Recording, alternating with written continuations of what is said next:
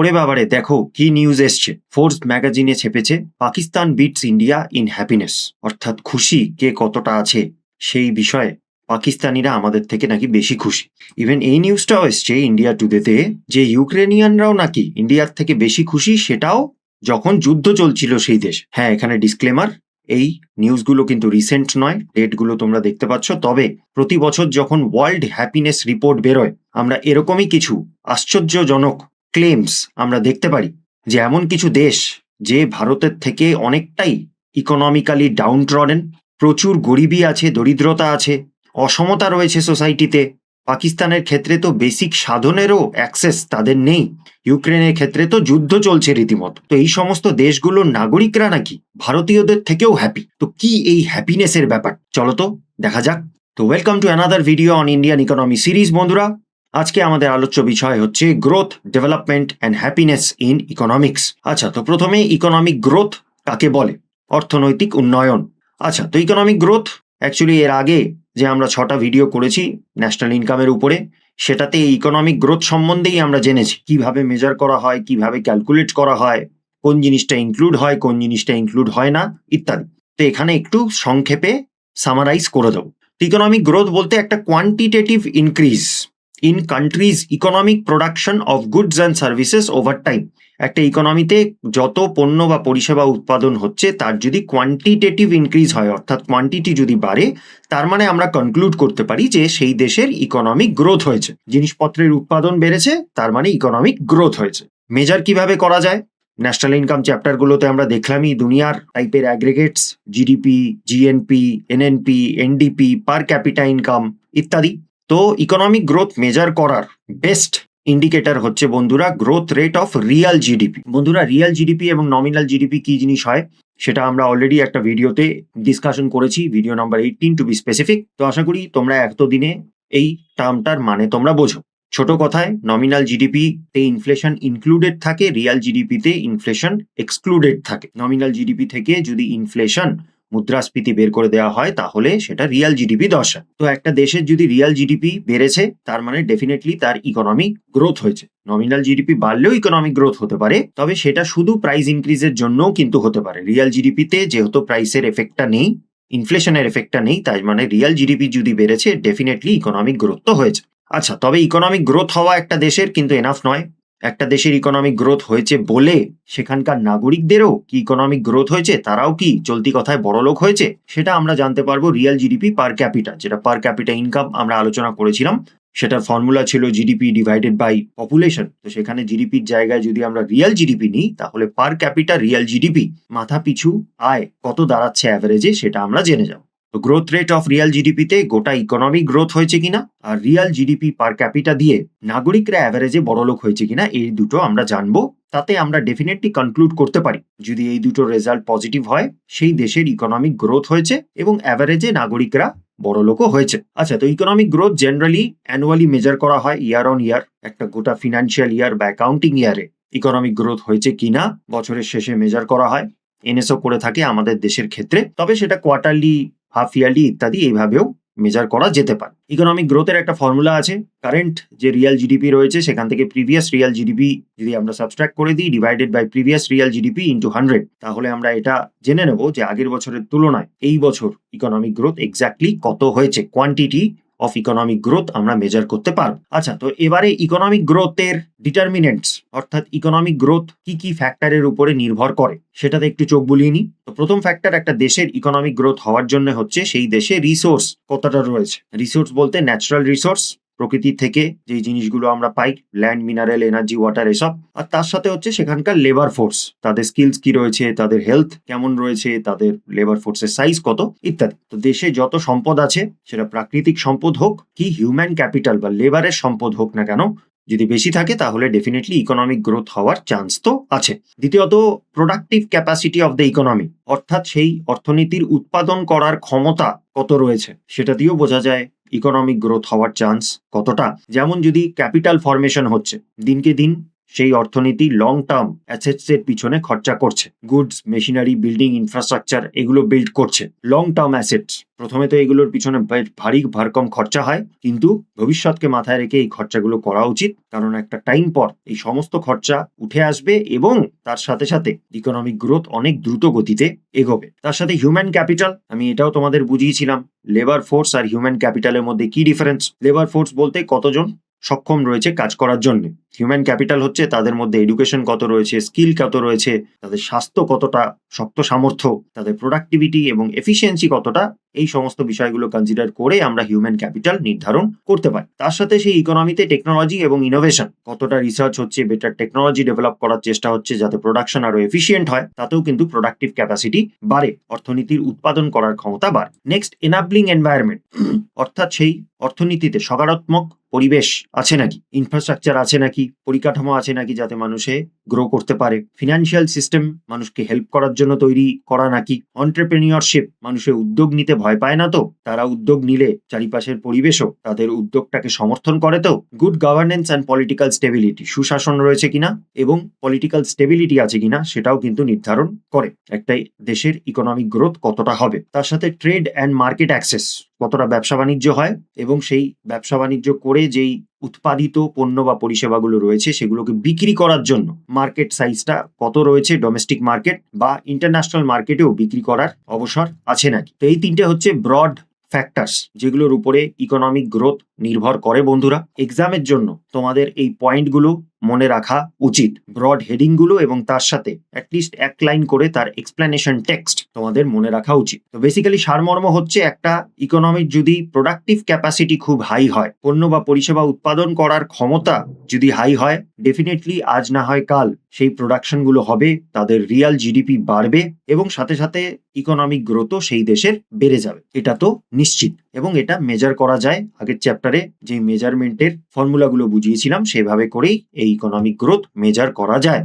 So এই ছিল বন্ধুরা ইকোনমিক গ্রোথের উপরে একটা ছোট্ট ডিসকাশন। আরো বেটার বুঝতে পারবে যখন আমরা ইকোনমিক গ্রোথের সাথে কম্পেয়ার করব ইকোনমিক ডেভেলপমেন্ট। চলো দেখে নেওয়া যাক তো ইকোনমিক ডেভেলপমেন্ট কি জিনিস। চলো একটু এক্সাম্পলের মাধ্যমে বোঝার চেষ্টা করি। একটা ধরো ফ্যামিলি আছে, দ্য সেন ফ্যামিলি। 5 বছর আগে এই সেন ফ্যামিলির মান্থলি ইনকাম ছিল হচ্ছে 50,000 টাকা এবং সেখানে 5 বছর পর তাদের মান্থলি ইনকাম হয়েছে 1 লাখ টাকা। তো এইটুকু পরিষ্কার বোঝা যাচ্ছে এই 5টা বছরে এই ফ্যামিলির ইকোনমিক গ্রোথ হয়েছে, অর্থাৎ ফ্যামিলির ইনকাম বেড়েছে, ডাবল হয়েছে ইনফ্যাক্ট। কিন্তু এই যে ইনকাম বেড়েছে সেই টাকাটা এই ফ্যামিলি কিন্তু খরচা করেনি কিছু জিনিসের উপরে, যেমন বেটার এডুকেশনের জন্য খরচা করেনি, হেলথ কেয়ারের জন্য খরচা করেনি। যিনি ইনকাম করেন তার কাজটা অনিশ্চিত, লং ওয়ার্কিং আওয়ার্স রয়েছে, হাই স্ট্রেসে থাকেন উনি, পুরো ইনকামটাই একজনের উপরে নির্ভরশীল। তো লাইফের খুব একটা ইম্প্রুভমেন্ট ইকোনমিক গ্রোথের সাথে দেখা যায়নি। সেখানে আরেকটা ফ্যামিলির যদি আমরা এক্সাম্পল নিই, দ্য রয় ফ্যামিলি। 5 বছর আগে ওনাদেরও ইনকাম ছিল 50,000 টাকা এবং 5 বছর পর হয়েছে 80,000 টাকা। যখনই ইনকাম বেড়েছে এই ফ্যামিলির, তখন তারা খরচা করেছে বেটার এডুকেশনের পিছনে, হেলথ কেয়ারের পিছনে, হাউজিং, নিউট্রিশন। এবং ইনকাম শুধু একজনের উপরে নির্ভরশীল নয়, এই ফ্যামিলির অন্য মেম্বাররাও অল্প বিস্তর ইনকাম করে থাকেন। তো তার জন্য ওদের কোয়ালিটি অফ লাইফটা অনেকটা বেটার হয়েছে এবং তাদের ডেভেলপমেন্ট হয়েছে, ইনকামও বেড়েছে, সাথে সাথে তাদের লাইফের কোয়ালিটিও কিন্তু বেড়েছে। তো এই দুটো ফ্যামিলির একটা কম্প্যারেটিভ অ্যানালিসিস যদি আমরা করি, তো ইকোনমিক গ্রোথ কার হয়েছে? ফ্যামিলি এর হয়েছে, কারণ ইনকাম বেশি বেড়েছে। কিন্তু ইকোনমিক ডেভেলপমেন্ট কার হয়েছে আমরা বলতে পারি, সেটা হচ্ছে ফ্যামিলি বি এর, কারণ তাদের বেটার কোয়ালিটি অফ লাইফ হয়েছে। ফ্যামিলি বি যেই সমস্ত বিষয়গুলোতে খরচাটা করেছে সেগুলোতে তাদের ভবিষ্যৎ অনেকটা উজ্জ্বল হয়েছে, লং টার্ম বেনিফিট তারা পেয়েছে। কিন্তু ফ্যামিলি এ কিন্তু এই জিনিসগুলোতে খরচা করেনি। ইকোনমিক গ্রোথ আমরা কোয়ান্টিটি মেজার করে ইনকাম কতটা বাড়লো, ডাবল হয়েছে কিনা সেটার থেকে আমরা মেজার করতে পারি। কিন্তু ইকোনমিক ডেভেলপমেন্ট মেজার করার জন্য হ্যাঁ, ইনকাম গ্রোথ তো ডেফিনেটলি নেসেসারি, কিন্তু তার সাথে সাথে ইকোনমিক গ্রোথ যে হলো, ইনকাম যে বাড়লো, সেই টাকাটা কিসে খরচা হচ্ছে বা ইকোনমিক ভাষায় কিসে অ্যালোকেট করা হচ্ছে, কিসের পিছনে নিবেশ করা হচ্ছে, সেটার থেকে আমরা ইকোনমিক ডেভেলপমেন্ট বুঝতে পারি। Better health, better education, better living standards, এগুলো ডেভেলপমেন্টের পার্ট, যেটা বোথ কোয়ান্টিটেটিভ এবং কোয়ালিটেটিভ জিনিসটাও যাচাই করে। তো this was the difference between growth versus development. More income মানেই কিন্তু বেটার লাইভস নয়, ইকোনমিক গ্রোথ হয়েছে মানেই অটোমেটিক্যালি ইকোনমিক ডেভেলপমেন্ট হবে, সেটার কিন্তু কোনো মানে নেই। তো গ্রোথ সংখ্যাগুলোকে বেশি দেখাতে পারে, বাট ডেভেলপমেন্ট, লাইফের কোয়ালিটিটা যাচাই করার চেষ্টা করো। এটা ছিল ফ্যামিলির দিক থেকে এক্সাম্পল। তোমরা নিশ্চয়ই অনেক ফ্যামিলির কথা তোমরা শুনেছো বা জানো যাদের টাকা তো প্রচুর আছে, কিন্তু আমরা চলতি কথায় যেটা বলি যে তাদের লিভিং স্ট্যান্ডার্ড নেই। যেটা মিন করছি সেটা হচ্ছে ডেভেলপমেন্ট। তো চলো ইকোনমিক ডেভেলপমেন্ট কি জিনিস সেটা বোঝা যায়। ইকোনমিক ডেভেলপমেন্ট হচ্ছে sustained economic growth. Economic growth অর্থাৎ আয় বাড়া, সেটা সাস্টেইনড মানে সেটা অল্প অল্প করে বাড়তেই থাকে, কখনো বাড়লো কখনো কমলো, অনিশ্চিত একটা ব্যাপার, সেটা কিন্তু হয় না। Accompanied by improvements in human wellbeing.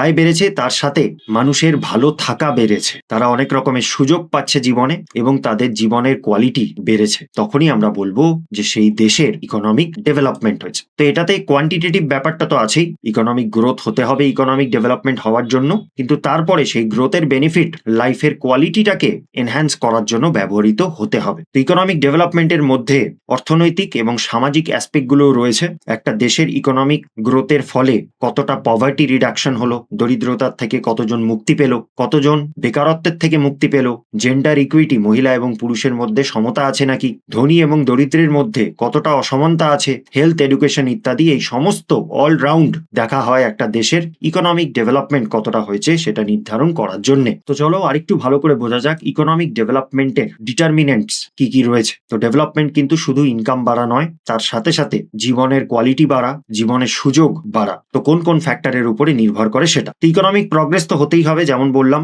Development কোনোদিনই পসিবল না যদি ইকোনমিক গ্রোথ না হয়। বেটার লাইফের কোয়ালিটি হওয়ার জন্য টাকার তো প্রয়োজনীয়তা আছেই। ইকোনমিক গ্রোথ হতে হবে, বেশি ইনকাম আসতে হবে, রিসোর্সেস বেশি প্রডিউস হতে হবে, তার সাথে ক্যাপিটাল ফরমেশন হতে হবে, যেটাতে আয় করার ক্ষমতা একটা ফ্যামিলির বলো কি একটা দেশের বলো, উৎপাদন করার ক্ষমতা এবং আয় করার ক্ষমতা যাতে বাড়ে। টেকনোলজি অ্যান্ড ইনোভেশনের পিছনে খরচা হতে হবে, ভালো ইনফ্রাস্ট্রাকচার বা পরিকাঠামো থাকতে হবে, রোজগারের সুযোগ, এমপ্লয়মেন্ট অপরচুনিটিস থাকতে হবে, এবং তার সাথে financial inclusion, formal financial services যেগুলো ব্যাংক বা এনবিএফসিরা প্রোভাইড করে সেগুলোর অ্যাক্সেস মানুষের কাছে থাকতে হবে। সহজে বা কম বিহাজে তারা লোন নিতে পারে কোনো উদ্যম চালানোর জন্য। যদি ফেল হয়ে যায় তাহলে তাদের ইন্স্যুরেন্সের ফেসিলিটি আছে বা ফিনান্সের ফেসিলিটি আছে, সে যদি কোনো অ্যাক্টিভিটি করতে চাইছে। তো এটা তো মেইনলি ইকোনমিক গ্রোথের কম্পোনেন্ট। তার সাথে সাথে হিউম্যান ডেভেলপমেন্টও হতে হবে, মানুষের উন্নতিও সমসাময়িকভাবে হতে হবে। তাদের এডুকেশন এবং স্কিলস বাড়তে হবে, হেলথ অ্যান্ড নিউট্রিশন তাদের বাড়তে হবে, জেন্ডার ইকুয়ালিটি সমাজে বাড়তে হবে, বেসিক অ্যামিনিটিস যেমন খাদ্য, বাসস্থান, পরিষ্কার একটা পরিবেশ, পরিষ্কার জল, ইলেকট্রিসিটি, এগুলো তাদের জন্য অ্যাভেলেবেল থাকতে হবে। তার সাথে ইনক্লুসিভ ডেভেলপমেন্ট হতে হবে বন্ধুরা। শুধু কিছু মানুষেরই উন্নতি হয়ে যাচ্ছে, বাকিরা পিছিয়ে পড়ছে তেমনটা নয়। সবকা সাথ সবকা বিকাশ, একসাথে গোটা সমাজের উন্নতি হতে হবে। সমাজ থেকে গরিবী দূরীকরণ হতে হবে, অসমতা দূরীকরণ হতে হবে, জেন্ডার ইনইকুয়ালিটি কম হতে হবে, সামাজিকভাবে জাতি, ধর্ম, লিঙ্গ নির্বিশেষে সবাইকে সমান সম্মান এবং স্ট্যাটাস উপলব্ধ থাকবে। তার সাথে রিজনাল ব্যালেন্স, একটা দেশের কিছু অঞ্চলই খালি ডেভেলপ করে যাচ্ছে, বাকি অঞ্চল পিছিয়ে পড়ছে, সেটা হলে কিন্তু চলবে না। 4 নম্বর, স্ট্রং ইনস্টিটিউশন। যে কোনো রকম জিনিস লম্বা চলার জন্য ইনস্টিটিউশনের প্রয়োজন হয়। সংগঠনই একটা জিনিসকে লম্বা টানতে পারে, ব্যক্তির উপরে পুরোপুরি নির্ভরশীল থাকলে চলে না। তো সেখানে পলিটিক্যাল ক্লাইমেট, প্রশাসনিক ক্লাইমেট খুব ভালো আছে, সুশাসন প্রদান করছে সেখানকার সরকার, আইনের প্রতি সবার রেসপেক্ট আছে, পলিটিক্যালি স্টেবল রয়েছে এবং বিভিন্ন সংস্থা রয়েছে যারা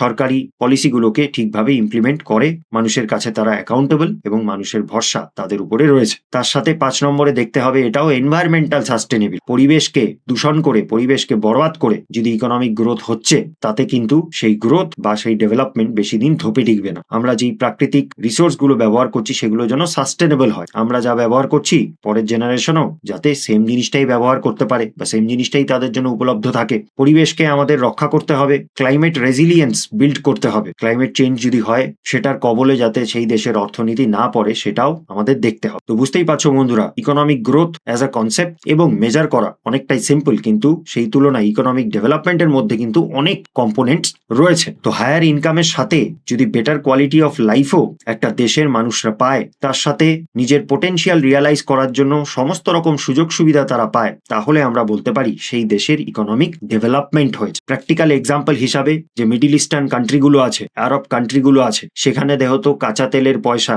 রয়েছে, সেখানে যারা ধনী সাধারণত তারা প্রচন্ড ধনী, কিন্তু বেশিরভাগ মানুষ সেই ইকোনমিক গ্রোথ এবং তার সাথে সাথে ইকোনমিক ডেভেলপমেন্টের বেনিফিট থেকে একটু বিচ্যুত থাকে। তো একটা জেনারেলাইজড স্টেটমেন্ট বলা যেতে পারে যে এই সমস্ত মিডিল ইস্টার্ন দেশের গ্রোথ তো আছে কিন্তু ডেভেলপমেন্ট নেই। এটা একটা জেনারেল স্টেটমেন্ট স্টেটমেন্ট বন্ধুরা, কান্ট্রি টু কান্ট্রি সেখানকার গভর্নমেন্টের পলিসির উপরে জিনিসটা একটু আলাদা হয় দেশের ক্ষেত্রে, কিন্তু ইন জেনারেল এক্সাম্পল কোট করার জন্য মোটামুটি এটা ভাবতে পারো। যারা তেল খুঁজে পেল তাদের তো লটারি লেগে গেল, যাদের নেই তারা দরিদ্রতায় জর্জরিত থাকবে। ইকোনমিক গ্রোথ আছে কিন্তু ডেভেলপমেন্ট নেই, এমন পরিস্থিতিও কিন্তু আমরা দেশের ক্ষেত্রেও দেখতে পারি।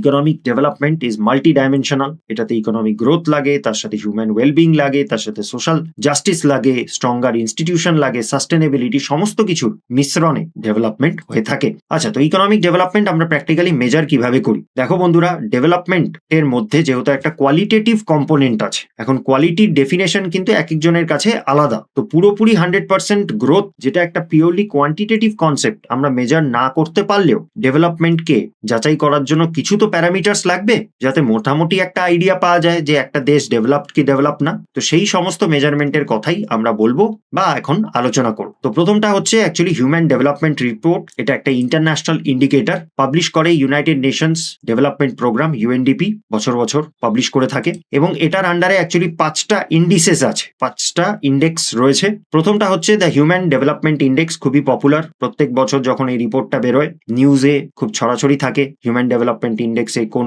কান্ট্রি কত র্যাঙ্ক করলো। তার সাথে inequality adjusted human development index, তার সাথে gender development index, next gender inequality index, এবং নাম্বার 5 হচ্ছে মাল্টি ডাইমেনশনাল পভার্টি ইন্ডেক্স। চলো এক এক করে বুঝে নিই এগুলো কি। তো একদম এক্সাম ওরিয়েন্টেড ডিসকাশন আমরা করব, এক্স্যাক্টলি এক্সামে যেই জিনিসগুলো জিজ্ঞেস করা হয় সেগুলো আমরা দেখব। তো হিউম্যান ডেভেলপমেন্ট ইন্ডেক্স এইচডিআই, তো এটাতে অ্যাকচুয়ালি 3টে ডাইমেনশন দেখা হয় একটা দেশের ক্ষেত্রে। এই 3টে ডাইমেনশনে যাচাই করা হয় তাকে হিউম্যান ডেভেলপমেন্ট ইন্ডেক্সে কত র্যাঙ্ক অ্যাসাইন করা হবে সেই ক্ষেত্রে। তো প্রথম ডাইমেনশন হচ্ছে লং অ্যান্ড হেলদি লাইফ, যেটার ইন্ডিকেটর হচ্ছে লাইফ এক্সপেক্টেন্সি অ্যাট বার্থ। যখন একটা শিশু জন্মগ্রহণ করলো মোটামুটি তার কতদিন বাঁচার আশা রয়েছে সেটা এটাতে মেজার হয়। নেক্সট হচ্ছে নলেজ, যেটা এক্সপেক্টেড ইয়ার্স অফ স্কুলিং। একটা বাচ্চা যখন স্কুলে যাওয়া আরম্ভ করলো কতদিন সে স্কুলে কন্টিনিউ করবে। এবং যারা অ্যাডাল্ট পপুলেশন রয়েছে তাদের মিন ইয়ার্স অফ স্কুলিং, মানে তারা অ্যাভারেজে কতদিন তারা স্কুলের শিক্ষা পেয়েছে। নেক্সট হচ্ছে ডিসেন্ট স্ট্যান্ডার্ড অফ লিভিং, যেটা হচ্ছে গ্রস ন্যাশনাল ইনকাম পার ক্যাপিটা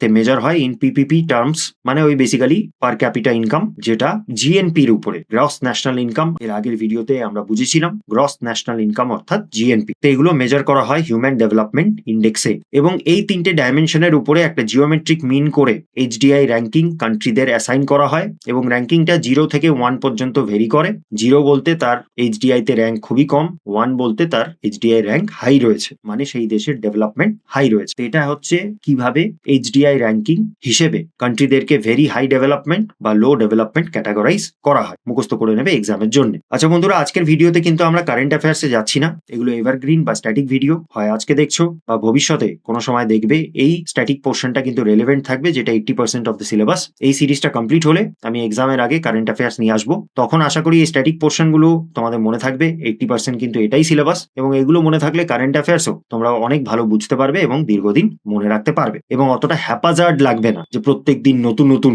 নিউজ আসছে যেগুলোর কোনো বেস তোমরা জানো না, কিন্তু একবার নিউজ পেপার পড়ে মনে রাখতে হবে দীর্ঘদিন, এই প্রবলেমটা কিন্তু হবে না। তো কারেন্ট ইন্ডিয়ার র্যাঙ্ক কিন্তু আমরা জানছি না, চলো নেক্সট ইন্ডেক্সে চলে যাওয়া যাক। আচ্ছা, দ্বিতীয়ত হচ্ছে inequality adjusted human development index. তো এর আগের ইন্ডিকেটর আমরা যেটা পড়লাম হিউম্যান ডেভেলপমেন্ট ইন্ডেক্স, সেটাই বেসিক্যালি, কিন্তু সেটা সমস্ত কিছু ইনইকুয়ালিটি অ্যাডজাস্টেড, অর্থাৎ হেলথের ক্যালকুলেশনটা ইনইকুয়ালিটি অ্যাডজাস্ট করা হয়। তো বেটার হেলথ কেয়ারের অ্যাক্সেস কি কিছু মানুষের কাছেই আছে নাকি সবার ক্ষেত্রে উপলব্ধ আছে? তেমনই এডুকেশন বা ইনকামের সমস্ত কিছুর থেকেই ইনইকুয়ালিটি সাবস্ট্রাক্ট করে দেওয়া হয়। By the way, previous video থেকে তোমাদের জন্য একটা প্রশ্ন, ইনইকুয়ালিটি মাপার জন্য কি এমন কার্ভ বা কোএফিসিয়েন্ট আছে যেটা একটা দেশের ইনইকুয়ালিটি মাপার জন্য ব্যবহার করা হয়? আগের ভিডিও যদি দেখেছো ডেফিনেটলি উত্তরটা জানো, এখানে কমেন্ট সেকশনে লিখে দেবে। তো ইনইকুয়ালিটি অ্যাডজাস্টেড হিউম্যান ডেভেলপমেন্ট ইন্ডেক্সের মধ্যে হিউম্যান ডেভেলপমেন্ট ইন্ডেক্সে যে 3টে ডাইমেনশন রয়েছে সেটা রয়েছে, কিন্তু সবগুলোই ইনইকুয়ালিটি অ্যাডজাস্টেড, দেশে কত ইনইকুয়ালিটি রয়েছে সেটা সাবস্ট্রাক্ট করে দেওয়া হয়। তো এটাতে আমরা সমস্ত নাগরিক ইকুয়াল অ্যাক্সেস পাচ্ছি কিনা সেটা আমরা বুঝতে পারি। আচ্ছা, নেক্সট ইন্ডিকেটর হচ্ছে জেন্ডার ইনইকুয়ালিটি ইন্ডেক্স। নামটা থেকেই বুঝতে পারছো লিঙ্গের অসমতা সমাজে কতটা রয়েছে জেন্ডার ইনইকুয়ালিটি ইন্ডেক্সে। তো এটার মধ্যে যেটা মেজার করা হয় সেটা হচ্ছে রিপ্রোডাক্টিভ হেলথ, গর্ভবতী মহিলারা proper nutrition, proper care, institutional ডেলিভারির সুবিধা এগুলো পাচ্ছে নাকি। নেক্সট হচ্ছে এম্পাওয়ারমেন্ট, মহিলারা নিজেদের রিপ্রোডাক্টিভ চয়েসেস করার জন্য কতটা এম্পাওয়ার্ড। তার সাথে হচ্ছে লেবার মার্কেট পার্টিসিপেশন, ওয়ার্ক ফোর্সে তাদের পার্টিসিপেশন কতটা রয়েছে, তারা রোজগার করার সুবিধা বা সুযোগ তারা পাচ্ছে না। নেক্সট দেখে নেবো 4 নম্বর ইন্ডিকেটর, সেটা হচ্ছে জেন্ডার ডেভেলপমেন্ট ইন্ডেক্স, অর্থাৎ সিম্পলি মেলদের তুলনায় ফিমেলদের ডেভেলপমেন্ট কতটা হয়েছে তাদের মধ্যে এইচডিআই ভ্যালুগুলো কম্পেয়ার করা, এডুকেশন, হেলথ আর কোয়ালিটি অফ লাইফের উপরে কম্প্যারিজন করা। এবং পঞ্চম, multidimensional poverty index MPI, যেটা হচ্ছে অ্যাকিউট পভার্টি মানে প্রচন্ড দরিদ্রতা মেজার করে। ওয়ার্ল্ড ব্যাংক একটা জিনিস মেজার করে যেটাকে বলে এক্সট্রিম পভার্টি, ওটার একটা ফিক্সড ডেফিনেশন ওয়ার্ল্ড ব্যাংক দিয়েছে যে যাদের এক্সপেন্ডিচার $1.90 পার ডে নিচে, এটা হচ্ছে ওয়ার্ল্ড ব্যাংকের দ্বারা গরিবী রেখা নির্ধারণ করা হয়। কিন্তু মাল্টি ডাইমেনশনাল পভার্টি ইন্ডেক্সে শুধুমাত্র এক্সপেন্ডিচার বা শুধুমাত্র ইনকামের উপরে কিন্তু পভার্টি মেজার করা হয় না, মাল্টি ডাইমেনশনাল মানে বুঝতেই পারছো পভার্টি মেজার করার অনেকগুলো ডাইমেনশন আছে। তো এমপিআই ইন্ডেক্স ক্যালকুলেট করা হয় এভাবে, একটা ফর্মুলা আছে, percentage of people who are MPI poor. Alright, MPI তে যেই ইন্ডিকেটর গুলো দেখা হয় সেই হিসাবে তারা পুয়ার, এবং average intensity of MPI poverty across the poor. Alright, তারা গরিব তো আছে বুঝলাম, কিন্তু কতটা গরিব আছে সেটা দিয়েও ইন্টু করতে হয়। এক্সামের জন্য শুধুমাত্র এই ফর্মুলাটা তোমরা মনে রাখতে পারো, ডিপার মিনিং এ যাওয়ার দরকার নেই। সমস্ত কনসেপ্ট আমাদের যে প্রচন্ড ডিটেলসে বুঝতে হবে এক্সাম পার্সপেক্টিভ থেকে সেটা নয়, কিছু জিনিস মুখস্থের উপরে চালাতে হবে, কারণ আমরা একদম ওই গ্র্যাজুয়েশন বা মাস্টার্সে যে ইকোনমিক্সটা পড়ানো হয় সেটা কিন্তু এক্সামের জন্য রেলেভেন্ট নয়। আচ্ছা, তো আমরা এটা দেখে নিই যে মাল্টি ডাইমেনশনাল পভার্টি ইন্ডেক্সে কি কি ডাইমেনশনের উপরে একটা মানুষকে গরিব তকমা দেওয়া হয়। তো প্রথম ডাইমেনশন হচ্ছে এডুকেশন, যেটার মধ্যে দেখা হয় হচ্ছে ইয়ার্স অফ স্কুলিং, কত বছর সে স্কুলে পড়েছে এবং যত বছর সে ফর্মালি স্কুলে এনরোল্ড ছিল কতদিন স্কুলে গেছে। তো এগুলো সমস্ত ইন্ডিকেটর গুলোকে ওয়েটেজ দেওয়া থাকে, এবং একটু পরেই আমরা জানবো ইউনাইটেড নেশনস এর দ্বারা একটা সাস্টেনেবল ডেভেলপমেন্ট গোলস এর একটা ডকুমেন্ট বানানো হয়েছে, যেখানে তাদের মেম্বার স্টেটদের কোন কোন বিষয়গুলোতে প্রায়োরিটি দেওয়া উচিত সেগুলো বলা রয়েছে। তো সেটাও আমাদের জানতে হবে। আচ্ছা, এক্সামের জন্য যদি বলতে হয় তাহলে ডেফিনেটলি এই ডাইমেনশনটা মনে রাখবে, ইন্ডিকেটর অর্থাৎ এই জিনিসটা মনে রাখবে, এইটা একটু নিজের আন্ডারস্ট্যান্ডিং এর জন্য পড়ে নেবে পজ করে।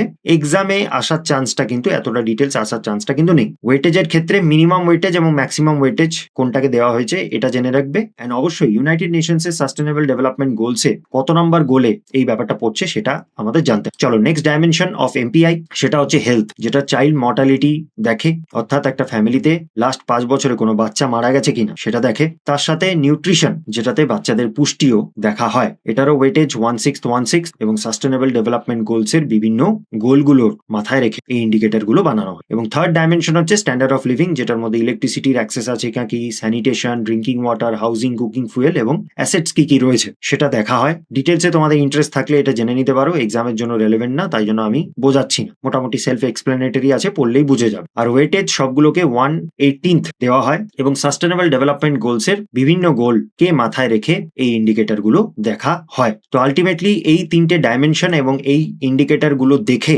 একটা দেশের জনতাকে মাল্টি ডাইমেনশনালি পুয়ার এই ট্যাগটা দেওয়া হয় যদি সে এই তিনটে ডাইমেনশন বা এতগুলো ইন্ডিকেটরের মধ্যে সে যদি 33.33% থেকেও অর্থাৎ 1/3 এর থেকেও যদি সে কম স্কোর পায় তাহলে তাকে মাল্টি ডাইমেনশনালি পুয়ার বলা হবে। তো মাল্টি ডাইমেনশনালি পুয়ার বলতে গেলে কিন্তু বন্ধুরা দেখলে যে শুধুমাত্র ইনকামের উপরে কিন্তু ডিপেন্ড করে না, একটা মানুষের ইনকাম হাই কিন্তু তার এডুকেশন নেই, তো তখনও সে কিন্তু পুয়ার হতে পারে। একটা মানুষের ইনকাম হাই কিন্তু তার বা তার ফ্যামিলির হেলথ ঠিক নেই, তখনও মাল্টি ডাইমেনশনালি পুয়ার হতে পারে। বা তার স্ট্যান্ডার্ড অফ লিভিং যদি খারাপ হয়, এই বেসিক ফেসিলিটিস যদি তার না থাকে, তাহলে তার ইকোনমিক গ্রোথ হওয়া সত্ত্বেও কিন্তু তাকে ইকোনমিক্যালি ডেভেলপ বলা চলবে না। তো যেটা চলতি কথা আছে, গরিব শুধু টাকায় হয় না, গরিব অনেকভাবে মানুষ হতে পারে। তো চলো এই ইকোনমিক গ্রোথ এবং ইকোনমিক ডেভেলপমেন্টের মধ্যে একটা কম্প্যারেটিভ অ্যানালিসিস আমরা করে নিই। তো ইকোনমিক গ্রোথ মেইনলি একটা কোয়ান্টিটেটিভ মেজার, স্ট্যাটিস্টিক্যাল ফর্মুলা লাগিয়ে এটাকে এক্স্যাক্টলি মেজারমেন্ট করা যায়। কিন্তু ইকোনমিক ডেভেলপমেন্টের মধ্যে কোয়ান্টিটি রয়েছে কিন্তু কোয়ালিটিও রয়েছে, যার জন্য মেজার করাটা একটু ডিফিকাল্ট। এই যে ইন্টারন্যাশনাল ইন্ডিকেটর যেগুলো আমরা ডিসকাস করলাম এখনই, সেগুলো যে পারফেক্টলি ডেভেলপমেন্ট মেজার করতে পারে এমনটা কিন্তু বলা যায় না। হ্যাঁ, যেহেতু ইন্টারন্যাশনাল মেজারমেন্ট তাতে কম বেশি আমাদের পজিশন আমরা মোটামুটি জানতে পারি, তবে এগুলো নিয়ে অনেক কন্ট্রোভার্সিও চলতে থাকে যে ঠিক করে মেজারমেন্ট করা হয়নি, স্যাম্পলস কালেকশন প্রচন্ড কম ছিল ইত্যাদি। তো সেগুলো নিয়ে যেগুলো রিটেন পেপার আছে, ডেসক্রিপটিভ পেপার আছে, বিশেষ করে ইউপিএসসি তে সেগুলো নিয়ে প্রশ্ন করে। আচ্ছা, ফোকাস হচ্ছে ইকোনমিক গ্রোথের রিয়াল আউটপুট বা রিয়াল জিডিপি বা ইনকামে কতটা উন্নতি দেখা গেছে। সেখানে ইকোনমিক ডেভেলপমেন্টের ফোকাস হচ্ছে ইনকাম বেড়েছে তো ঠিক আছে, তার সাথে কি মানুষের ক্যাপাবিলিটি বেড়েছে, তাদের কোয়ালিটি অফ লাইফ বেড়েছে সেটাও কিন্তু দেখে। ইকোনমিক গ্রোথের ইন্ডিকেটর রিয়াল জিডিপি গ্রোথ কতটা হয়েছে, রিয়াল জিডিপি পার ক্যাপিটা কতটা বেড়েছে। সেখানে ইকোনমিক ডেভেলপমেন্টের ইন্ডিকেটর এখনই আলোচনা করলাম, এইচডিআই, আইএইচডিআই, এমপিআই, এই সমস্ত সামাজিক অর্থনৈতিক ইন্ডিকেটর দিয়ে মেজার করা হয় ইকোনমিক ডেভেলপমেন্ট। ইকোনমিক গ্রোথটা অনেকটা ন্যারো কনসেপ্ট, শুধুমাত্র ইনকাম বেড়েছে তো ইকোনমিক গ্রোথ হয়েছে, কিন্তু ইকোনমিক ডেভেলপমেন্ট না, শুধুমাত্র ইনকাম বাড়াটা ফ্যাক্টর নয়, আরো অনেক ফ্যাক্টর আছে, বেটার কোয়ালিটি অফ লাইফ হয়েছে কিনা সেটাই মূল কথা। ইকোনমিক গ্রোথ এটা একটা স্পেসিফিক টাইম পিরিয়ডে মেজার করা যায়, সেটা অ্যানুয়ালি হতে পারে, কোয়ার্টারলি হতে পারে, হাফ ইয়ারলি হতে পারে ইত্যাদি। কত গ্রোথ হয়েছে একটা বছরে সেটা মেজার করা যায়। হাউএভার ইকোনমিক ডেভেলপমেন্ট কিন্তু এত কম টাইমে কিন্তু ঠিকভাবে যাচাই করা যায় না। আজকে তুমি এডুকেশনের পিছনে খরচা করছো, সেটার রেজাল্ট বেরোতে 10-15 বছর হয়তো লেগে যাবে। আজকে তুমি একটা ভালো লাইফস্টাইল ফলো করছো, সেটার ফলাফল পেতে কিন্তু হয়তো তোমাকে সার্টেন এজ পর্যন্ত ওয়েট করতে। ইকোনমিক ডেভেলপমেন্ট এতটা স্ট্রেট আপ কনসেপ্ট নয়, যেটা হচ্ছে একদিনে তোমার কি ইম্প্রুভমেন্ট হলো, দুদিনে ইম্প্রুভমেন্ট কি হলো। ইভেন এই কম্পিটিটিভ এক্সামের ক্ষেত্রে 1-2 বছর নিয়মিত রুটিন ফলো করে পড়াশোনা করলে তোমার 1-2 বছর পরে হয়তো কিছু একটা চাকরি হবে। সেটা প্রত্যেক দিন কিন্তু যাচাই করা বা হ্যাঁ 3 মাসে তোমার কতটা ডেভেলপমেন্ট হয়েছে সেটা কিন্তু সবসময় পসিবল হয় না। আচ্ছা, ইকোনমিক গ্রোথ কিন্তু ডেভেলপমেন্ট ছাড়াও শুধুমাত্র ইকোনমিক গ্রোথ দেখা যেতে পারে মিডল ইস্টার্ন কান্ট্রিজ, একটু আগে এক্সাম্পল দিলাম। সেখানে ইকোনমিক ডেভেলপমেন্ট হওয়ার জন্য কিন্তু ইকোনমিক গ্রোথ অবশ্যই হতে হবে, কিন্তু শুধু গ্রোথ নয়, তারপরেও বিভিন্ন সামাজিক এবং অর্থনৈতিক ইন্ডিকেটরে সেই দেশের পারফরমেন্সটাও যাচাই করা হবে। নেক্সট আমরা যেই কনসেপ্টটা আলোচনা করব সেটা হচ্ছে এই গ্রোথ আর এই ডেভেলপমেন্টেরই একটা মিক্সচার বলতে পারো, ইনক্লুসিভ গ্রোথ। ইনক্লুসিভ গ্রোথে সোজা কথায় ইকোনমিক গ্রোথের মধ্যে ইকোনমিক ডেভেলপমেন্টেরও কম্পোনেন্ট গুলো ইনক্লুড করা হয়েছে। ফর্মাল ডেফিনেশন হচ্ছে economic growth which benefits all section of the society. অর্থনৈতিক উন্নয়ন হয়েছে বটে, কিন্তু সেটা সমাজের সমস্ত শ্রেণীকে সেই গ্রোথের বেনিফিট উপলব্ধ করানো হয়েছে কিনা বা করানো যেতে পেরেছে কিনা, সেটা হচ্ছে inclusive growth. Focused on the principal of equity, সমতার উপরে বেসড গ্রোথ হয়েছে, কিন্তু সেটা কি ইনক্লুসিভ? সবার কি গ্রোথ হয়েছে? ইনক্লুসিভ কথাটা ইনক্লুডেড থেকে আসে, সবাই এই ইকোনমিক গ্রোথের বেনিফিট পেয়েছে, তো সেটা ইনক্লুসিভ গ্রোথ। তো দেশের সমস্ত জনতা কি বেসিক ইনফ্রাস্ট্রাকচার বা বেসিক সার্ভিস বা ক্যাপাবিলিটির অ্যাক্সেস তারা পেয়েছে কি পায়নি, সেটা ইনক্লুসিভ গ্রোথ দেখার চেষ্টা করে। সেটাতে কোয়ান্টিটিও রয়েছে, আবার কোয়ালিটি অফ দিস বেসিক সার্ভিসের উপরেও ইনক্লুসিভ গ্রোথ নির্ভর করে। তো ইনক্লুসিভ গ্রোথ এমন গ্রোথ যেটার মধ্যে সবাই ইনক্লুডেড আছে। আচ্ছা, আরেকটা ইন্ডিকেটর ডেভেলপমেন্ট মেজার করার জন্য সেটা হচ্ছে physical quality of life index. এটা ডেভেলপ করেছিল ওভারসিজ ডেভেলপমেন্ট কাউন্সিলের জন্য একজন ব্যক্তি, মরিস ডি মরিস, একজন ইকোনমিস্ট অ্যাকচুয়ালি। এবং এটার মধ্যে ইনকাম না দেখে সোশ্যাল আউটকামস কে প্রায়োরিটি দেওয়া হয়েছে। আয় কত বাড়লো সেটা নয়, সমাজে সেটা উন্নতি কি করতে পারলো সেটা দেখা হয়। তো যেই জিনিসগুলো দেখা হয় স্পেসিফিক্যালি 3টে ইন্ডিকেটর। প্রথমটা হচ্ছে ইনফ্যান্ট মর্টালিটি রেট। ইনফ্যান্ট মানে সদ্যজাত বাচ্চা, মারা যাওয়ার চান্স কতটা রয়েছে, ইনফ্যান্ট মর্টালিটি রেট। নেক্সট হচ্ছে বেসিক লিটারেসি রেট, সাক্ষরতা বা শিক্ষা কতটা সমাজে রয়েছে। তৃতীয় হচ্ছে লাইফ এক্সপেক্টেন্সি অ্যাট এজ 1, যখন একটা বাচ্চা সদ্য জন্মালো, 1 বছর তার বয়স, কতদিন সে বাঁচার আশঙ্কা বা আশা রয়েছে তার। তো এগুলো দেখা হয়। দেখো, কোথাও কিন্তু ইনকামের কথা কিন্তু এই ইন্ডিকেটর গুলোতে নেই, শুধুমাত্র সমাজের এই গুরুত্বপূর্ণ আউটকাম গুলো মেজার করা হয়। এই 3টের অ্যারিথমেটিক মিন করে PQLI এর র্যাঙ্কিং দেওয়া হয় কান্ট্রি টু কান্ট্রি। আর নেক্সট যেটার আলোচনা অলরেডি আমরা কিছুটা করলাম, sustainable development goals, very important. এটা অ্যাকচুয়ালি UN এর দ্বারা কিছু গোলস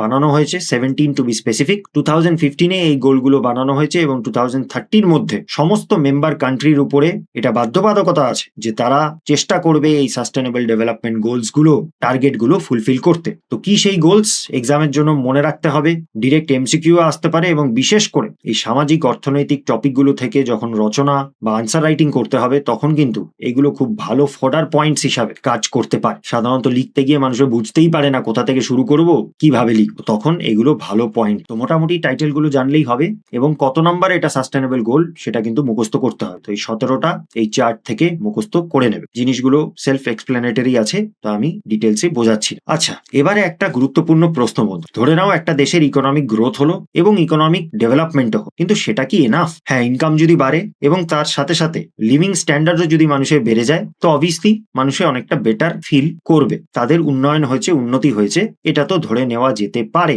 তবে যেটা অটোমেটিক্যালি গ্যারান্টি হবে না উন্নয়নের ফলে, সেটা হচ্ছে নাম্বার 1, তারা মেন্টালি কতটা সুস্থ আছে, তাদের সামাজিক যে রিলেশনশিপ গুলো সেগুলো কতটা ভালো আছে, তাদের মধ্যে বিশ্বাস, তাদের মধ্যে সুরক্ষার ভাবনা কি রয়েছে, ওয়ার্ক লাইফ ব্যালেন্স তাদের আছে নাকি, লাইফে তারা স্যাটিসফাইড। তো বলার বক্তব্য হচ্ছে ম্যাটেরিয়াল প্রগ্রেস, বস্তুবাদী উন্নতি নিশ্চয়ই ইম্পর্টেন্ট, কিন্তু হিউম্যান ওয়েলবিং শুধুমাত্র ইকোনমিক কনসেপ্ট নয়, এটার মধ্যে সাইকোলজিক্যাল, সোশ্যাল এবং এনভায়রনমেন্টাল ডাইমেনশনসও রয়েছে। এটা দেখা গেছে বন্ধুরা, যেগুলো হাই গ্রোথ গ্রোথ কান্ট্রি এবং যেগুলো high developed countries, mainly western countries গুলো, সেখানকার মানুষ কিন্তু ইকোনমিক্যালি অনেকটাই ওয়েল ডেভেলপড বটে, কিন্তু তাদের মধ্যে কিন্তু নানান রকমের মেন্টাল সমস্যা, social insecurity, stress, lack of social support এগুলো দেখা যেতে পারে। ওই গুপি গাইন বাগাবাইন সিরিজে ছিল না, দুঃখ কিসে হয় রাজাও যেন খুশি নয়, যার ভান্ডারে রাশি রাশি সোনা দানা ঠাসাঠাসি তারও দুঃখ হয়। তো বলার বক্তব্য ওটাই, শুধুমাত্র গ্রোথ এবং ডেভেলপমেন্ট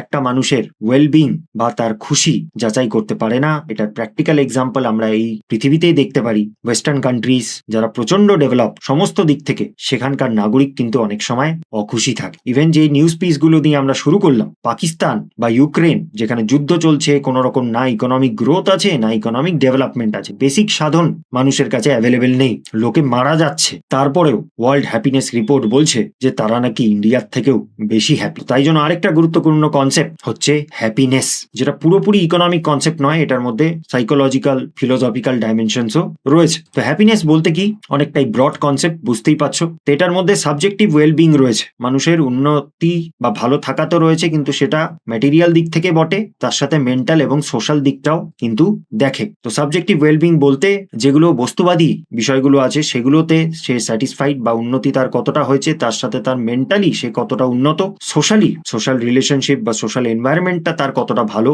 তখন হচ্ছে সে একটা কন্টেন্টমেন্ট, একটা ভিতর থেকে খুশি সে ফিল করবে, একটা ফুলফিলমেন্ট সে ফিল করবে, একটা সুস্থ সবল জীবন সে লিড করতে পারবে। তো হ্যাপিনেস এই জিনিসটাকে বোঝায়। এখন এই হ্যাপিনেসটা দেখো এতটা অ্যাবস্ট্রাক্ট কনসেপ্ট, তো এটাকে মেজার কিভাবে করা যেতে পারে? অ্যাকচুয়ালি বন্ধুরা, হ্যাপিনেস মেজার করা একটা মাস স্কেলে, সেটা সবার প্রথম ভুটানের রাজা উনি এই কনসেপ্টটা এনেছিলেন। ওখানকার রাজা প্রথমবার এটা জানতে চেয়েছিলেন যে তার প্রজারা কতটা খুশি আছে। তো ওখানে উনি যেই জিনিসগুলোর উপরে মেজার করেছিলেন তাদের দেশের জনতার খুশি, সেগুলো হচ্ছে sustainable and equitable social development, সামাজিক অর্থনৈতিক ডেভেলপমেন্ট যেটা সাস্টেনেবল অর্থাৎ লং টার্ম চলবে, এবং ইকুইটেবল সবার কাছে সমানভাবে অ্যাভেলেবেল আছে কিনা সেটা উনি দেখেছিলেন। তার সাথে হচ্ছে এনভায়রনমেন্টাল কনজারভেশন, ডেভেলপমেন্ট করতে গিয়ে এনভায়রনমেন্টের বেশি ড্যামেজ করে দেওয়া হচ্ছে না তো। নেক্সট হচ্ছে preservation and promotion of culture, তাদের যে ঐতিহ্য রয়েছে, সংস্কৃতি রয়েছে, সেগুলো কতটা মানুষে প্রিজার্ভ করছে, প্রমোট করছে। নাম্বার 4, গুড গভর্নেন্স, সুশাসন প্রদান করতে পারছেন কিনা রাজা নিজেই। তো এই জিনিসগুলোর উপরে উনি মানুষের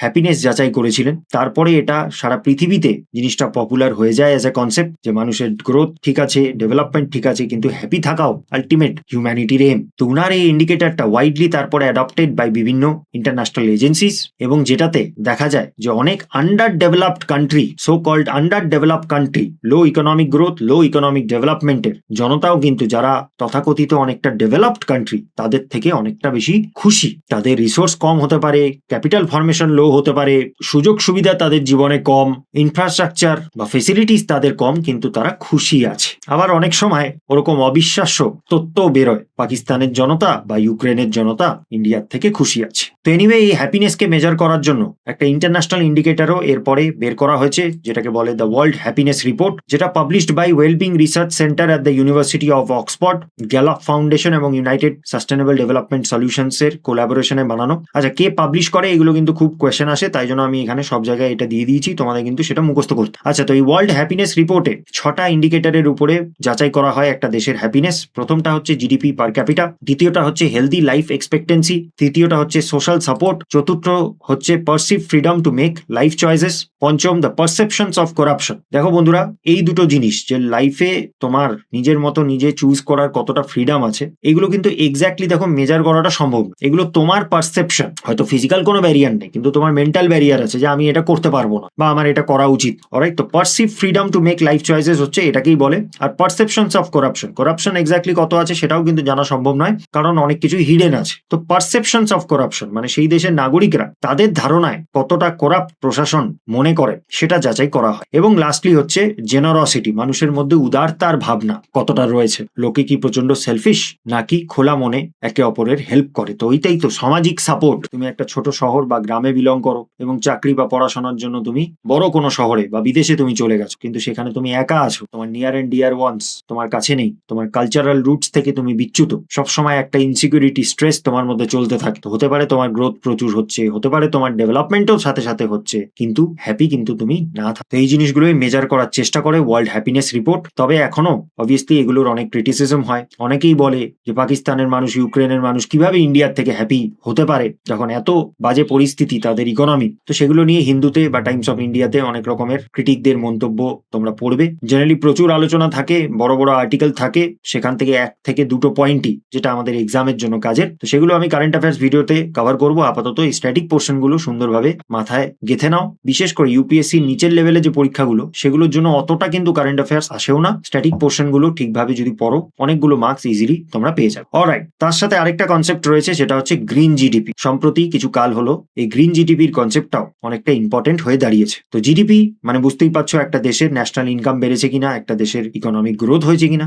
গ্রিন জিডিপি বলতে সেই গ্রোথটা করতে গিয়ে এনভায়রনমেন্টের কতটা ড্যামেজ হয়েছে সেটাকেও সাবস্ট্রাক্ট করতে হয়। এটা environment adjusted measure of economic output, যেটাতে এটাও দেখা হয় যে ডেভেলপমেন্ট করতে গিয়ে ন্যাচারাল রিসোর্সেসের কতটা ডিপ্লিশন হয়েছে বা এনভায়রনমেন্টের ডিগ্রেডেশন কতটা হয়েছে। মোটামুটি ফর্মুলাটা এরকম, GDP minus natural resources depletion minus environmental degradation cost. আচ্ছা, এটা অ্যাপ্রক্সিমেট, এটা ইকুয়াল টু সাইন এটা নয়, কারণ দেখো ন্যাচারাল রিসোর্স এক্স্যাক্টলি কতটা ডিপ্লিট হয়েছে সেটা মেজার করা খুব ডিফিকাল্ট। এনভায়রনমেন্টেরও ডিগ্রেডেশন কতটা হয়েছে সেটা এক্স্যাক্টলি মেজার করা প্রচন্ড ডিফিকাল্ট। এগুলোর অনেক লং টার্ম ইমপ্লিকেশনস রয়েছে, এক্স্যাক্টলি কোয়ান্টিফাই করা যায় না, কিন্তু মোটামুটি এক্সামের জন্য এটা হচ্ছে বেসিক আন্ডারস্ট্যান্ডিং এর জন্য তোমাদের সাফিসিয়েন্ট। অলরাইট, তো বন্ধুরা এই চ্যাপ্টারে একটা ছোট্ট সামারি, সেটা হচ্ছে ইকোনমিক গ্রোথ কথাটার মানে হচ্ছে আউটপুট বেশি, ইনকাম বেড়েছে। ইকোনমিক গ্রোথের পর একটা দেশ যেই দিকে যাওয়ার চেষ্টা করে সেটা হচ্ছে ইকোনমিক ডেভেলপমেন্ট, যেটাতে নাগরিকদের জীবনটাকে আরো বেটার বানানোর চেষ্টা করা হয়। তারপরে যায় হচ্ছে সাস্টেনেবল ডেভেলপমেন্টের দিকে, এমন ডেভেলপমেন্ট যেটা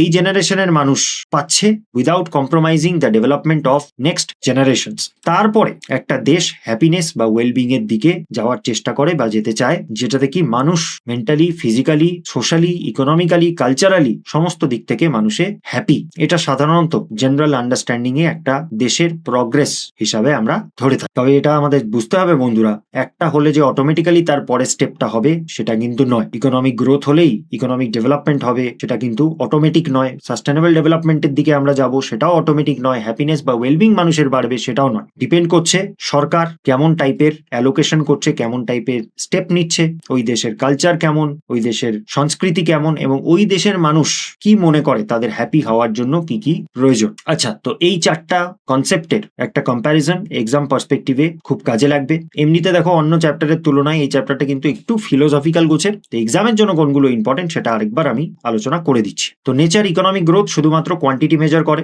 ইকোনমিক ডেভেলপমেন্টের মধ্যে কোয়ান্টিটি এবং কোয়ালিটির ইমপ্রুভমেন্টও দেখা হয়। সাস্টেনেবল ডেভেলপমেন্টের মধ্যে অর্থনৈতিক, সামাজিক এবং এনভায়রনমেন্টাল প্রগ্রেসও যাচাই করা হয়। আর হ্যাপিনেস আর ওয়েলবিং এর মধ্যে ম্যাটেরিয়াল জিনিসপত্র তো আছেই, কিন্তু তার সাথে নন ম্যাটেরিয়াল ওয়েলবিংও দেখা হয়। ইকোনমিক গ্রোথ আমরা মানবো তখন হয়েছে যখন আউটপুট বেড়েছে, ইনকাম বেড়েছে। ইকোনমিক ডেভেলপমেন্ট তখন আমরা মানবো যখন কোয়ালিটি অফ লাইফ ইমপ্রুভ হয়েছে। সাস্টেনেবল ডেভেলপমেন্ট হয়েছে এটা মানবো যখন বর্তমান জেনারেশনের যাই ডেভেলপমেন্ট হয়েছে ভবিষ্যতের জেনারেশনরাও সেরকম ডেভেলপমেন্ট তারা পেতে পারে বা তার থেকেও বেশি ডেভেলপমেন্ট তারা পেতে পারে। আর হ্যাপিনেস আর ওয়েলবিং লাইফের স্যাটিসফ্যাকশনকে বোঝায়। ইকোনমিক গ্রোথ মেজার করা হয় এগুলো দিয়ে, ইকোনমিক ডেভেলপমেন্ট মেজার করা হয় এগুলো দিয়ে, সাস্টেনেবল ডেভেলপমেন্ট মেজার করা হয় এগুলো দিয়ে, হ্যাপিনেস অ্যান্ড ওয়েলবিং এগুলো দিয়ে মেজার করা। আর ডিটেলস আলোচনায় যাচ্ছি না, অলরেডি চ্যাপ্টারে করে দিয়েছি। মুখ্য কোয়েশ্চেন এই সমস্ত কনসেপ্টগুলো যেগুলো জিজ্ঞেস করে, ইকোনমিক গ্রোথ জিজ্ঞেস করে অর্থনীতি বেড়েছে না, ইনকাম বেড়েছে না। ইকোনমিক ডেভেলপমেন্ট জিজ্ঞেস করে মানুষের জীবন বেটার হয়েছে। সাস্টেনেবল ডেভেলপমেন্ট জিজ্ঞেস করে আজকে বেটার হলো কিন্তু এই বেটারমেন্টটা কি চলতে থাকবে। আর হ্যাপিনেস আর ওয়েলবিং আলটিমেটলি জিজ্ঞেস করে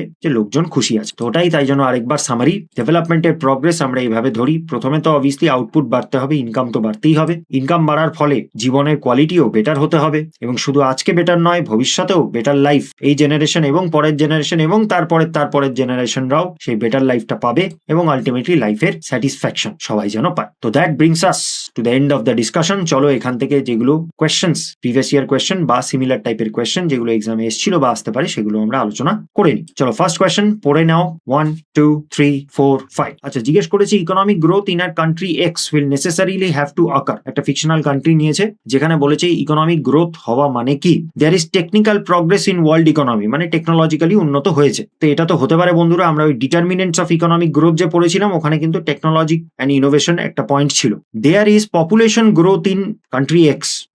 পপুলেশন গ্রোথ হয়েছে মানে জনসংখ্যা বেড়েছে, সেটা মানে কি ইকোনমিক গ্রোথ হবে না, সেটা সবসময় নয়। সেই জনতা জনতা কতটা স্কিলড আছে, তাদের প্রোডাক্টিভ ক্যাপাসিটি কত রয়েছে, তাদের মধ্যে হিউম্যান ক্যাপিটালের হার কতটা রয়েছে, এগুলোর উপরে নির্ভর করে। তো শুধু পপুলেশন গ্রো হলো তার মানে ইকোনমিক গ্রোথ হবে তেমনটা কিন্তু নয়, বরঞ্চ যেমন আমাদের ক্ষেত্রে পপুলেশন গ্রোথটা কারণ কেন আমাদের ইকোনমিক গ্রোথ বিশেষ করে পার ক্যাপিটা জিডিপির ব্যাপারটা বাড়ে না। জাপান আর ইন্ডিয়ার সাথে কম্পেয়ার করেছিলাম না প্রিভিয়াস ভিডিওতে। There is capital formation. Capital formation মানে লং টার্ম অ্যাসেট সেখানে ক্রিয়েট হচ্ছে, ইনফ্রাস্ট্রাকচার ক্রিয়েট হচ্ছে, ফেসিলিটিস ক্রিয়েট হচ্ছে, অলরাইট, সেটার মধ্যে ইভেন টেকনোলজিক্যাল প্রগ্রেস এগুলোও চলে আসে। তো এটা তো মোটামুটি ঠিক মনে হচ্ছে। তারপরে volume of trade grows in the world economy, মানে আরো ব্যবসা বাণিজ্য করে বেড়াচ্ছে সেই দেশটা অন্য দেশের সাথে, তো তাতে ইনকাম তো বাড়বে। তো দেখো বেসিক্যালি এ সি ডি এই তিনটেই কিন্তু এখানে কারেক্ট অপশন। হাউএভার ক্যাপিটাল ফরমেশনের মধ্যে বেসিক্যালি এটা এই দুটোই কিন্তু ইনক্লুডেড আছে, অলরাইট। তো C is the best option ধরা যেতে পারে। তো ইউপিএসসি সিএসসি প্রিলিমস 2013 এই প্রশ্নটা এসেছিল এবং কনগ্রাচুলেশনস যারা সঠিক উত্তর দিয়েছো সি।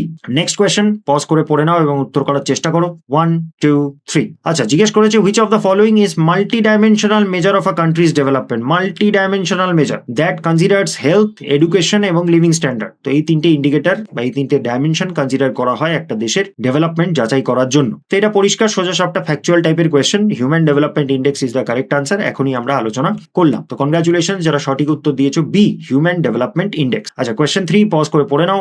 1 2 3 4 5। আচ্ছা, জিজ্ঞেস করেছে a country records rapid GDP growth due to increase in mining and industrial production. আচ্ছা, মাইনিং অ্যান্ড ইন্ডাস্ট্রিয়াল প্রোডাকশন অর্থাৎ সেকেন্ডারি সেক্টরে গ্রোথ হয়েছে। However the growth is accompanied by depletion of mineral resources and severe environmental degradation, মানে green GDP কমেছে, alright, আর হচ্ছে depletion of natural resource, এই আবারও গ্রিন জিডিপি কমেছে, এগুলো জিনিস। তো এনভায়রনমেন্টকে ড্যামেজ করে জিডিপি গ্রোথ হয়েছে, তো তার মানেটা কি? আচ্ছা চলো দেখে নি। Green GDP may be higher than conventional GDP. না, একদমই নয় বন্ধুরা, জিডিপি গ্রোথ করতে গিয়ে এনভায়রনমেন্টাল ডিগ্রেডেশন হয়েছে, তো গ্রিন জিডিপি তো ডেফিনেটলি লোয়ার হবে। Green GDP may B lower than conventional GDP, এটা তো ঠিক মনে হচ্ছে। তারপর আমরা অন্য অপশনগুলো দেখবো।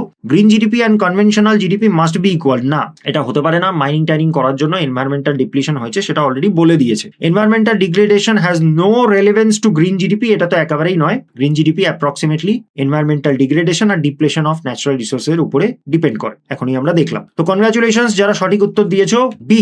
কমেন্টে কিন্তু নিজের নামটা অবশ্যই ছাড়বে, আমি জানতে চাই যে কারা এই কনসেপচুয়াল কোয়েশ্চেন গুলো সঠিক উত্তর দিতে পারছে। নেক্সট কোয়েশ্চেন পজ করে পড়ে নাও। 5 4 3 2 1। আচ্ছা, জিজ্ঞেস করেছে country X records a high rate of real GDP growth. National income খুব বেড়েছে। However unemployment and income inequality has increased. এই দুটো জিনিস, বেকারত্ব বেড়েছে, অসমতা বেড়েছে। While access to health care and education remains largely unchanged, মানে গ্রোথ হওয়ার সাথে সাথে হেলথ কেয়ারের অ্যাক্সেস বা এডুকেশনের অ্যাক্সেস কিন্তু বাড়েনি। তার মানে কোনটা কনক্লুশন অ্যাপ্রোপ্রিয়েট হবে? অলরাইট, দেখা যাক তাহলে। Country X has achieved both economic growth and development. না, গ্রোথ তো হয়েছে, কারণ রিয়েল জিডিপিতে গ্রোথ তো হয়েছে, কিন্তু ইকোনমিক ডেভেলপমেন্ট হয়েছে বলা চলবে না, কারণ unemployment, income inequality, health care আর এডুকেশনের অ্যাক্সেস কিন্তু বাড়েনি। তারপরে তো এটা ইনকারেক্ট অপশন। আচ্ছা, country X has achieved economic development but not economic growth. তো ইকোনমিক ডেভেলপমেন্ট তো হয়নি, ইকোনমিক গ্রোথ হয়েছে, এটাই বলেছে। আচ্ছা, তারপরে country X has experienced economic growth but it may not have achieve broad based economic development. একদম ঠিক কথা বন্ধুরা, ইকোনমিক গ্রোথ হয়েছে, রিয়েল জিডিপি গ্রোথ বেড়েছে, কিন্তু তার সাথে